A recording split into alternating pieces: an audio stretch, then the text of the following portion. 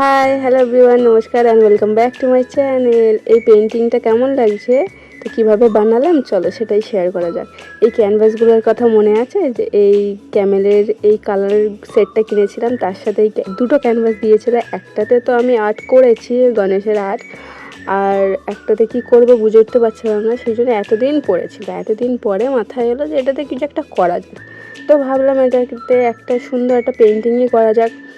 তো তার জন্য ওই বেসটা রেডি করছি। আমার কাছে পুরো ওই কচি কলা পাতা কালার ছিল না, তো আমার কাছে স্যাপ গ্রিন ছিল। আমি এটাকেই এটা ওটা এই লেমন কালার মানে লেমন ইয়েলো কালার দিয়ে মিক্স করে এটাকে ক্রিয়েট করলাম কালারটাকে।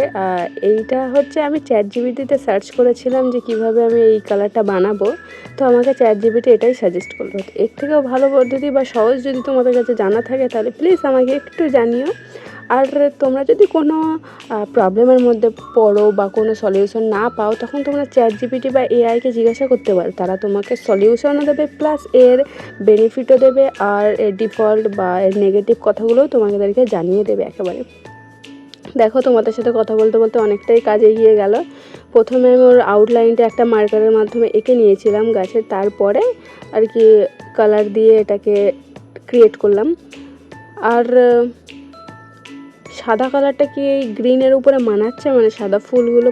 আমি তো ভেবেছিলাম ইয়েলো কালার দেবো, তারপরে ভাবলাম পিঙ্ক কালার দেবো, তারপরে ভাবলাম না, পিঙ্ক জিনিস আমি অনেক বানিয়েছি, অনেক কিছুই আমার পিঙ্ক হয়ে গেছে, তো এটাকে অন্য রকম করা যাক।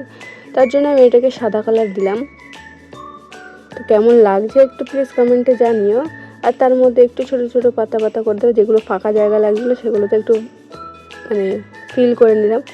এখনও তো পাতা বানানো বাকি আছে, দাঁড়াও। এবার স্যাপ গ্রিন কালার দিয়ে পাতাগুলোকে সুন্দর করে বানিয়ে নিলাম। তোমাদের ইচ্ছা মতো তোমরা বানিয়ে নিতে পারো।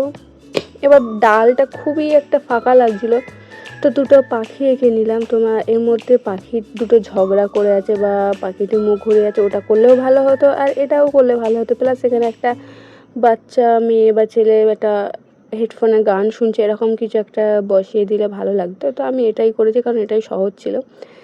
তারপরে সব কিছু শেষ করার পর ভার্নিশ দিয়ে এটাকে ভালোভাবে সিকিউর করে নিলাম।